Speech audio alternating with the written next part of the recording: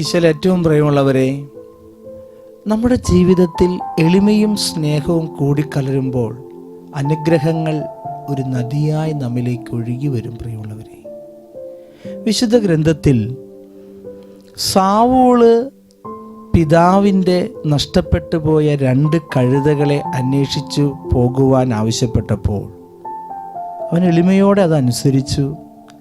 തിരിച്ചു വരുന്നത് ഇസ്രായേലിൻ്റെ രാജാവായിട്ടാണ് മടങ്ങി വരിക. ബോവാസിൻ്റെ പാടത്ത് ഒരു പാവപ്പെട്ട ഒരു പെൺകുട്ടി ജോലിക്കാർ കൊയ്തെടുത്ത ആ വിളവുകളുടെ അവിടെ അവശേഷിച്ചിരിക്കുന്ന കാല പെറുക്കി ആ യജമാനൻ്റെ പാദത്തിൻ്റെ അരികിൽ എളിമയോടെ കിടന്ന ഒരു റൂത്ത് പിൽക്കാലത്ത് ഈശോയുടെ വംശമുറയിൽപ്പെട്ട ഒരു അമ്മയായി എന്നുള്ളതാണ്. അതോടൊപ്പം തന്നെ ഒട്ടകത്തിന് വെള്ളവും തീറ്റയും കൊടുത്ത റബേക്ക എന്ന് പറയുന്ന ഒരു പെൺകുട്ടി അബ്രാഹത്തിൻ്റെ മകൻ ഇസഹാക്കിൻ്റെ മണവാട്ടിയായി മാറി എന്നുള്ളതാണ്. അതായത് അപരിചിതനായ ഒരു മനുഷ്യൻ്റെ ആവശ്യം കണ്ട് ആ ആവശ്യത്തിൽ ഇടപെട്ടപ്പോൾ അനുഗ്രഹങ്ങൾ, അളവറ്റ അനുഗ്രഹങ്ങൾ അനവധി കുടുംബത്തിലേക്ക് കടന്നു വരികയാണ്. നമ്മുടെ ജീവിതത്തിൽ നാം എളിമയോടെ മറ്റുള്ളവരുടെ ആവശ്യങ്ങൾ കണ്ട് നമുക്ക് സഹായിക്കാൻ പറ്റാവുന്ന കാര്യങ്ങൾ നാം ചെയ്തു കൊടുക്കുമ്പോൾ നാം നമ്മുടെ ജീവിതത്തിൽ എളിമ എന്ന പുണ്യം നമ്മൾ അഭ്യസിക്കുകയാണ്. നമ്മളെക്കാളും വലിയവർക്ക് നമുക്ക് ഒരുപാട് നന്മകൾ ചെയ്യാൻ നമുക്ക് വലിയ താല്പര്യമാണ്. പക്ഷെ നമ്മളെക്കാളും വിദ്യാഭ്യാസത്തിലോ സമ്പത്തിലോ അറിവിലോ എന്തെങ്കിലും കുറവുള്ള മനുഷ്യർക്ക് നാം എന്തെങ്കിലും ചെയ്തു കൊടുക്കുമ്പോൾ നാം പ്രകടമായ എളിമ നമ്മുടെ ജീവിതത്തിൽ അഭ്യസിക്കുകയാണ്. ഒരിക്കൽ ആലുവ മംഗലപ്പുഴ സെമിനാരിയിലെ റക്ടറായിരിക്കുന്ന ജോർജ് ഓലിപ്പുറം അച്ഛൻ, ഒരു ബിഷപ്പ് കാൻഡിഡേറ്റൊക്കെയാണ്, അദ്ദേഹം കോട്ടയം സെമിനാരിയിലേക്കൊരു ക്ലാസ്സിന് വേണ്ടി പോകുമ്പോൾ അദ്ദേഹത്തിൻ്റെ വാഹനം ഓടിച്ചിരുന്ന ഡ്രൈവർ ഒരിക്കൽ എന്നോട് പറയുകയാണ്, ആ ടയർ പഞ്ചറായപ്പോൾ ആ നടുറോട്ടിൽ ഈ റക്ടർ അച്ഛൻ ഈ പാവപ്പെട്ട ഈ ഡ്രൈവറോടൊപ്പം നിന്നുകൊണ്ട് ആ ടയർ മാറ്റിയിടുവാൻ എല്ലാം സഹായിച്ചു എന്നുള്ളതാണ്.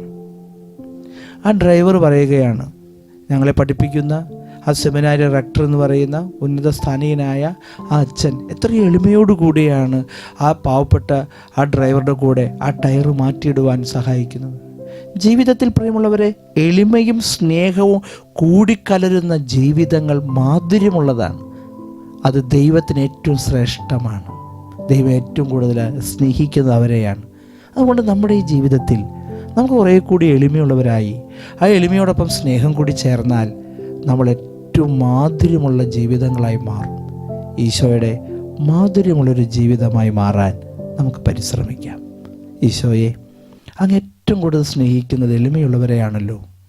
എളിയ മനസ്സുള്ള മനുഷ്യരുടെ ജീവിതത്തിലേക്ക് ഒരുപാട് അനുഗ്രഹങ്ങൾ വർഷിക്കുന്നത് തിരുവചനത്തിലൂടെ ഞങ്ങൾ കണ്ടു. കർത്താവേ, ഞങ്ങൾക്ക് സ്നേഹവും എളിമയും കൂടെ കലർന്ന് മറ്റുള്ളവരിലേക്ക് അവിടുത്തെ സ്നേഹം പങ്കുവയ്ക്കുവാൻ, അവിടുത്തെ ദൈവകൃപ ഞങ്ങളിൽ നിറയാൻ ഈശോയെ എളിമയെന്ന പുണ്യം സ്നേഹത്തോടെ ഞങ്ങളുടെ ജീവിതത്തിൽ പ്രാവർത്തികമാക്കുവാൻ കൃപ നൽകണമേ എന്ന് താഴ്മയോടെ പ്രാർത്ഥിക്കുന്നു. ഈശോയെ നോക്കി പ്രാർത്ഥിക്കാം.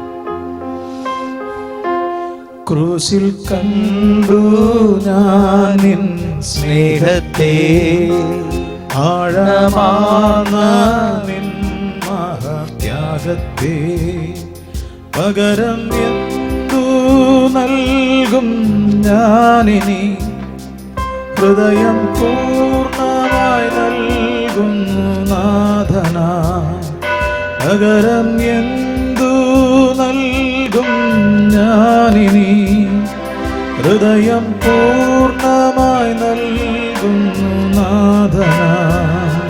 ക്രൂശിൽ കണ്ടു ഞാൻ നിൻ സ്നേഹത്തെ, ആഴമാർന്ന നിൻ മഹാത്യാഗത്തെ.